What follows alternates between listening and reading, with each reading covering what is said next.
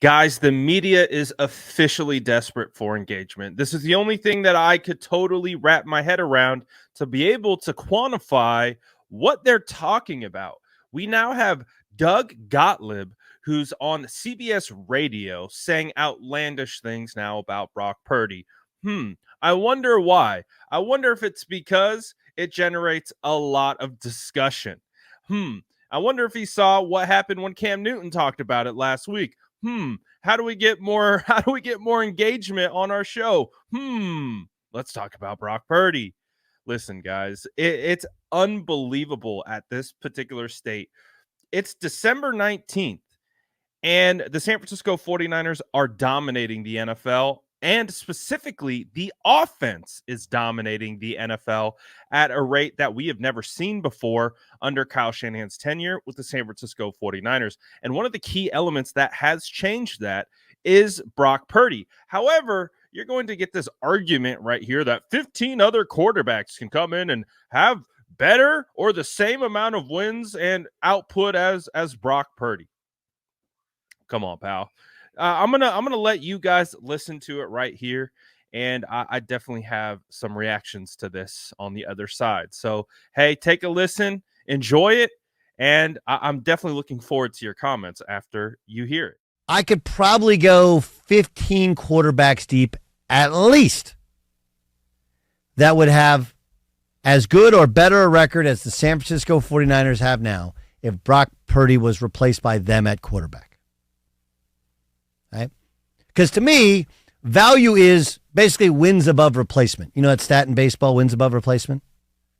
Like if I put anybody else in your position, can you be as effective? And I think Christian McCaffrey's the best running back by a good amount, but I'm also willing to admit that, again, behind that offensive line, when it's healthy in that scheme, we've seen, look at what the Miami Dolphins do with two different running backs occasionally. We've seen some pretty good numbers.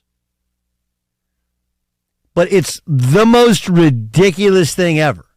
Because what we do is, and look, we do this with LeBron as well. We're like, well, for 39 years old. Like, okay, but you don't get to win an award based upon your age. It's not like a curve or an asterisk by it. And just because he was Mr. Irrelevant doesn't mean he's the MVP. It makes it a great story. Tom Brady didn't win the MVP because he was drafted in the 6th round. He won the MVP because, 40 touchdown passes that year when they had Randy Moss? They were undefeated in the regular season. First team since the 72 Dolphins to finish the regular season undefeated. So this is not me saying Brock Purdy stinks, but we saw Brock Purdy when he didn't have Trent Williams, his left tackle, was awesome. When he didn't have, it was Debo, right? He was out.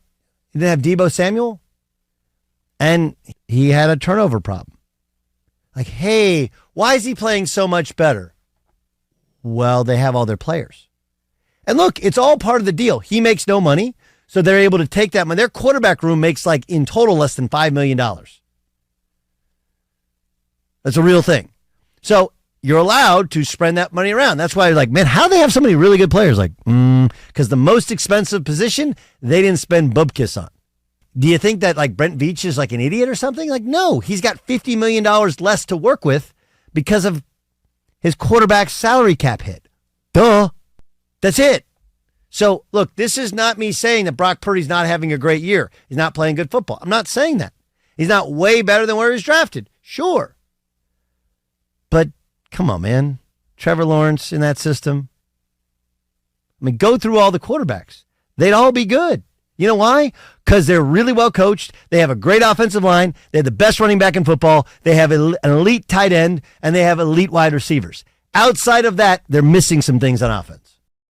Doug Gottlieb. See, this is the definition of a guy who does not know ball. If you don't remember Doug Gottlieb, I kind of, happened to point out in the 2019 season this clip that he put out of he said, George Kittle, great player, not a blocker. Good tight end, not a blocker. Great pass catcher, but just not a blocker.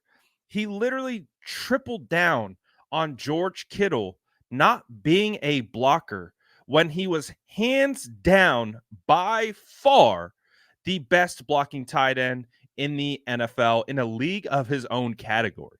No one was touching George Kittle in that 2019 season, the 2018 season, when it came to his blocking ability. That's why he has always been, in my opinion, considered to be the best tight end in football, because he's a complete tight end. He can do it as a receiver, and he does it at a blocking level better than anyone else in the game, and has been since he's entered his career. He was like that coming into the draft out of Iowa. That's why Kittle was a draft crush of mine, because he was arguably the best blocker out of all players coming into that class, including offensive linemen. That's how dominant he's been as a blocker. This guy, Doug, got onto his nationally televised show and said he is not a blocker. And it just so happens that it came after the 49ers that beat the Ravens, where George Kittle put on a clinic, literal teach tape from a blocking standpoint. We made him go viral back then, and he got absolutely roasted for it. And you know what? I'm like, oh, look who it is. It's Doug. Funny, I haven't heard from Doug since that clip, because what it did was absolutely discredit his ability to actually watch ball. And again, this is the sad state, I think, of the national media right now, is that with the rise of independent guys who are breaking down tape, guys who are getting into the nitty gritty and presenting information direct to the fan base, when you go to these national shows and they spend a 5-minute segment talking about your team, and they don't actually watch, and they don't actually invested in understanding what they're watching, they say things like this guy. He just pulled this out of the air and was like, hey, I know. Hey, producers, I think we could figure out a way to get some more buzz, get my name out there a little bit. No one's heard of me since that atrocious take I had about George Kittle in 2019. I know. Let's go talk about Brock Purdy now. And let's tell everyone that 15 other quarterbacks can come in here and do exactly what Brock Purdy's doing. Because it's funny, because I think the San Francisco 49ers have had a handful of quarterbacks come in here and not be able to operate Kyle Shanahan's scheme even close to resemble what we're seeing today. Even when Jimmy Garoppolo was playing his best ball, again, it didn't look anything like this. We were talking about Jimmy Garoppolo potentially being a top 10 quarterback before he got hurt. He was playing at the highest level of his career, and the offense looked nothing like this in regards to efficiency, effectiveness, and how they're just absolutely dominating. And Brock Purdy is the catalyst of that, because he is he's driving this bus. He's the one in the driver's seat making this all happen. So again, I don't even need to give you any type of analytical or tape references to discount this guy. It's very simple. He's flat out wrong, and he's looking for engagement. Now, luckily for us, he's not getting engagement through this channel from us talking about it. Yes, we're talking about him.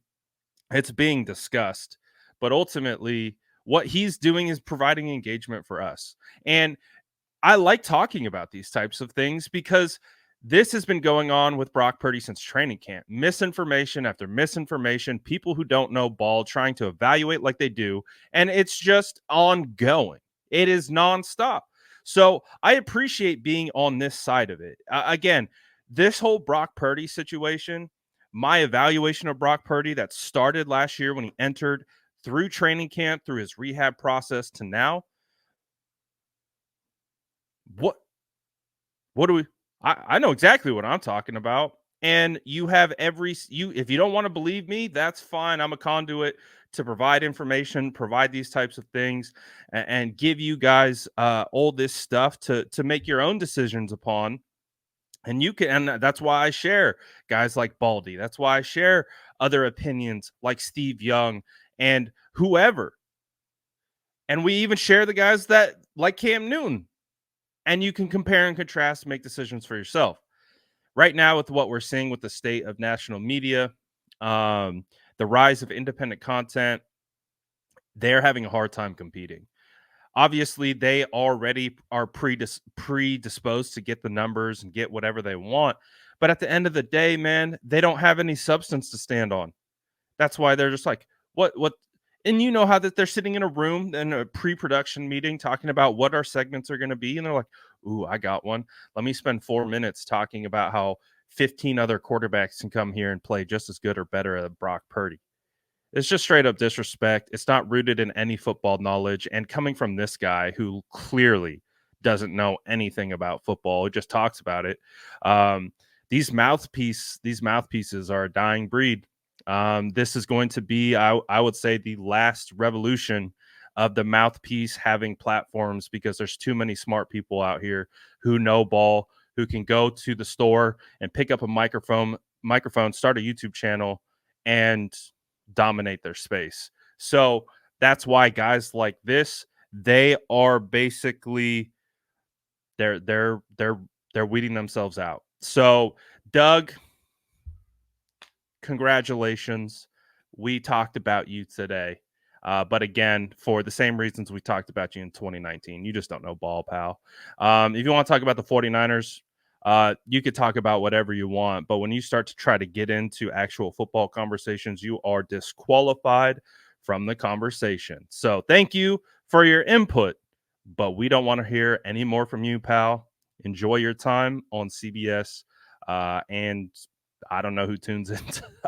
I'm not trying to be rude. I'm really not. But at a certain point, I've heard so much of this that I'm like, come on. I'm getting frustrated by it. It's like to the point where it's like you're telling on yourself. You're telling everyone around you that you don't know football. Okay, fine. Whatever. And we'll share that message. We'll share the message to the rest of the 49er fans that you don't know ball. So 49er fans, Doug Gottlieb, not a ball knower. So add another one to the list. Let me know what you guys think about his outrageous takes, his outrageous comments, and me just spinning on it. Let me know what you guys think in the comments below. And as always, make sure to like and subscribe for more updates.